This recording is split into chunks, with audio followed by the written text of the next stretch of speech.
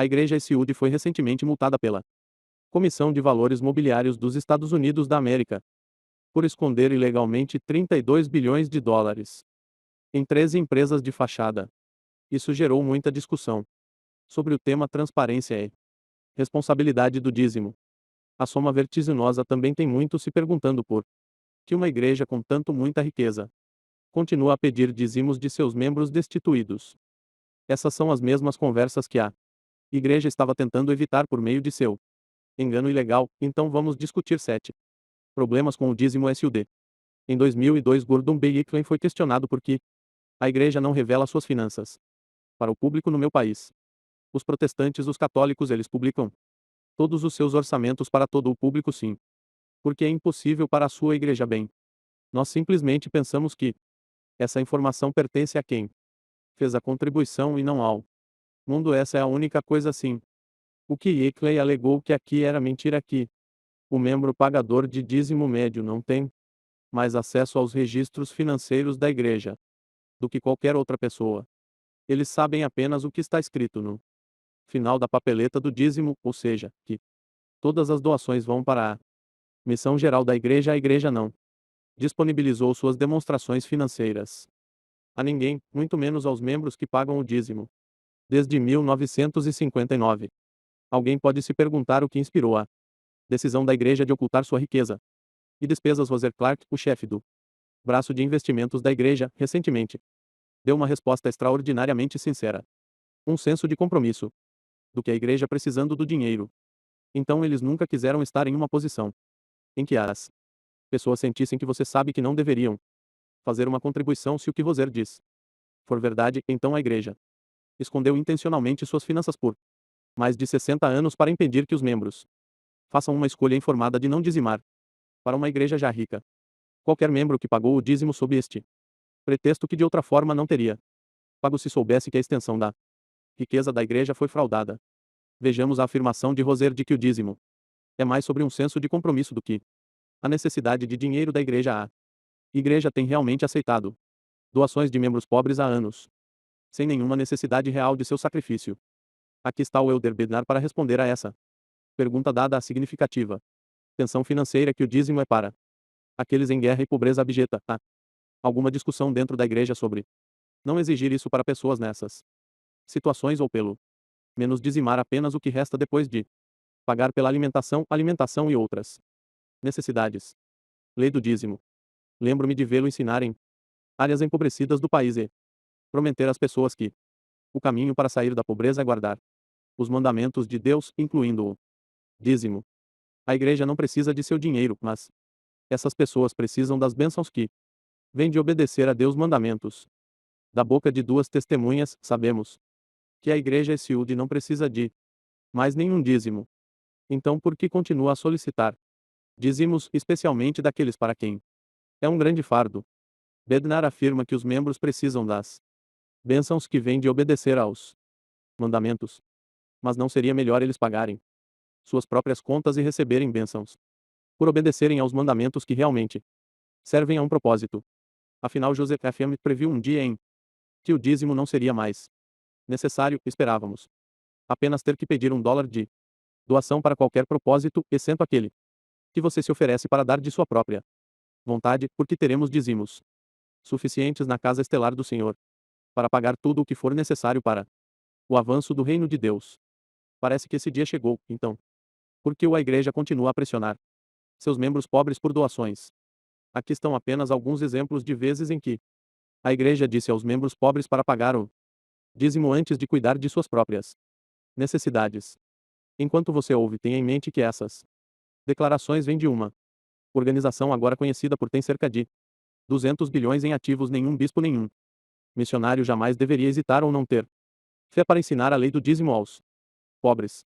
O sentimento de que eles não podem pagar precisa ser substituído por eles não podem pagar. Não há a primeira coisa que um bispo deve fazer para ajudar os necessitados é pedir-lhes que paguem o dízimo. Se uma família carente se depara com a decisão de pagar o dízimo ou comer, eles devem pagar o dízimo. O bispo pode ajudá-los com a alimentação.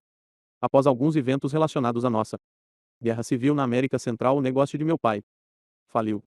Um dia, Durante aqueles tempos difíceis magoei meus pais discutindo se deveriam pagar o dízimo ou comprar comida para as crianças. No domingo segui meu pai para ver o que ele faria. Depois de nossa igreja reuniões eu o vi pegar um envelope e colocar o dízimo nele. Se pagar o dízimo significa que você não pode pagar água ou eletricidade, pague o dízimo. Se pagar o dízimo significa que você não pode pagar o aluguel, pague o dízimo mesmo que pagar o dízimo signifique que você não tem dinheiro suficiente para alimentar sua família, paga o dízimo. O Senhor não te abandonará. Nós pregamos o dízimo aos pobres do mundo, porque os pobres do mundo tiveram ciclos de pobreza geração após geração. Essa mesma pobreza continua de uma geração para outra até que as pessoas paguem o dízimo. Ninguém é pobre demais para pagar o dízimo, e o Senhor prometeu que abrirá as janelas do céu quando formos obedientes à sua lei. No entanto, se gostarmos de luxos ou mesmo de necessidades, mais do que de obediência, nós sentirá falta das bênçãos que ele gostaria de nos dar. O princípio do dízimo é uma solução para a pobreza. Há uma grande necessidade de santos de todo o mundo começarem a se sacrificar pela construção do templo. Lembro-me de quando o Templo de São Paulo estava sendo construído. Membros na Argentina encontraram maneiras de doar. Eles deram o ouro de seu trabalho dentário para ajudar a pagar no templo. Eu comprei parte desse ouro por mais do que o preço de mercado. Mostrei essas obturações de ouro a várias congregações para ilustrar a natureza do sacrifício feito por esses membros. A igreja tentará justificar sua extorsão dos pobres com promessas de que o dízimo resolverá milagrosamente sua pobreza. Eles não oferecem nenhuma explicação de como isso funciona na vida real ou qualquer dado que sugira que sempre tenha apenas anedotas e promessas vagas. Na realidade, existe nenhuma evidência de que os pagadores de dízimos SUDC saiam melhor financeiramente do que qualquer outra pessoa. De fato, um artigo da BTO de 2008 de especialistas financeiros fiéis parecia reconhecer o dízimo como um negativo líquido que é tanto para as janelas abertas do céu e bênçãos grandes demais para receber. A igreja SUD ensina que pagar o dízimo é necessário para a exaltação. Aqui está Artman Rector explicando por quê. Então aqueles que há santidade perante o Senhor, que inclui o pagamento do dízimo, terão uma família interna no último dia, e aqueles que não pagam o dízimo não terão nenhum dízimo. É necessário para receber as bênçãos do templo. Se um homem guardasse todos os mandamentos do Senhor, com exceção do dízimo, ele ainda não poderia se casar por esta vida e por toda a eternidade no templo. Assim, não teria raízes nem ramos no último dia.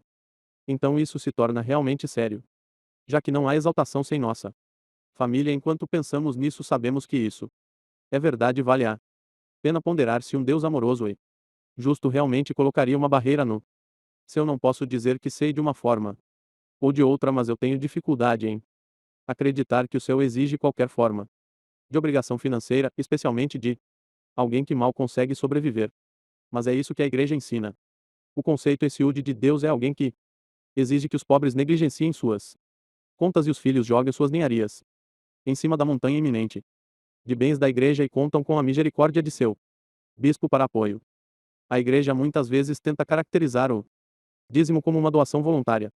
Isso implica que pagar o dízimo é opcional e não obrigatório, algo que um membro pode decidir não pagar sem consequências. Em outro lugar, eles chamam isso de obrigação, dívida é exigência. Alguns apóstolos até sugeriram que não temos escolha a não ser pagar o dízimo. Aqui está David Bednar explicando que os membros não têm arbítrio ou escolha no assunto. Agora quero dizer isso em termos que espero não serão assustadores, mas são verdadeiros. Se, depois de entrarmos no convênio, não cumprirmos as condições do convênio, por exemplo, se você e eu não pagarmos nosso dízimo, temos a opção de não pagar nosso dizimar. Não é quebrar um convênio. Não é mais o exercício do arbítrio. Porque o que aconteceu com nosso arbítrio individual foi ampliado. Agora é mais importante representá-lo. Faz sentido. Dizimar também é o único mandamento que tem uma reunião anual dedicada a Garantir os membros estão em conformidade. E o não pagamento resulta na perda de acesso ao templo e na exclusão da exaltação e de sua família interna. Para descrever a versão ensiúde do dízimo. Como voluntário é falso um caixa de banco. Enfrentando violência de um ladrão não os entrega voluntariamente dinheiro, eles são coagidos a obedecer pela ameaça de violência que estão sob coação.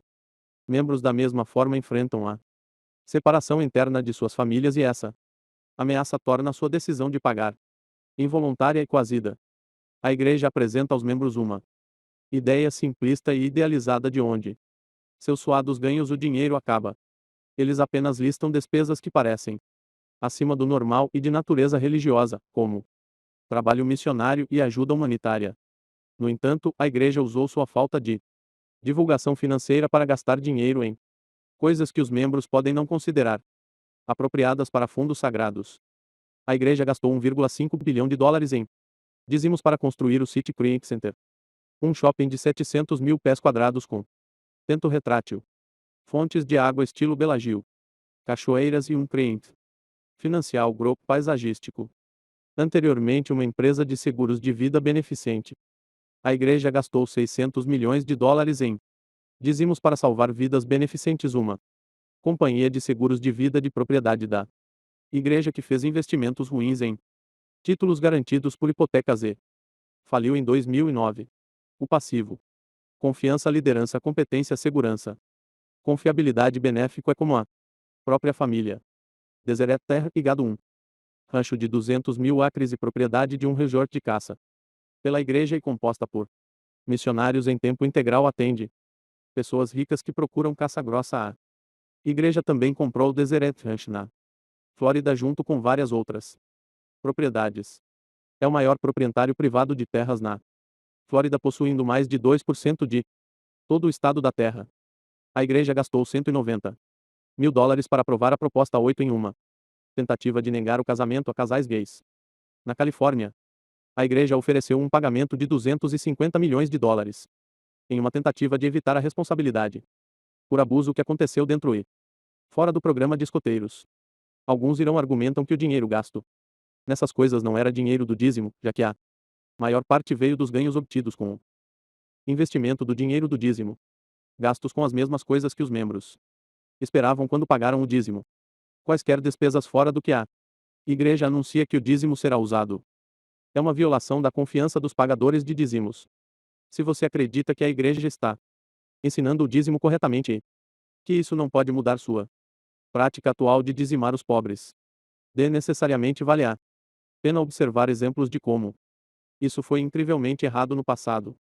Durante a presidência de Brigham Young, a igreja permitia que os membros pagassem o dízimo na forma de escravos. Green Flag foi doado à igreja em 1854 e Brigham usou seu trabalho por mais de um ano.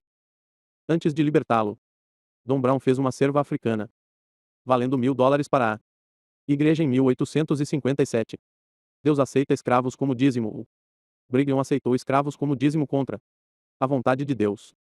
É Deus um traficante de escravos racista ou não? Deus apenas permite que os profetas manchem sua igreja com o pecado da escravidão sem correção.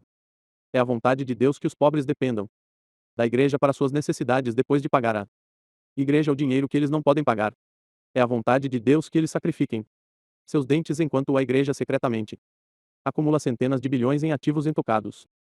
É a vontade de Deus que eles enganem e quebrem as leis para acumular riquezas que não usam para os propósitos que anunciam aos membros. Cada acordo de dízimo, requisito para as ordenanças do templo e salvação,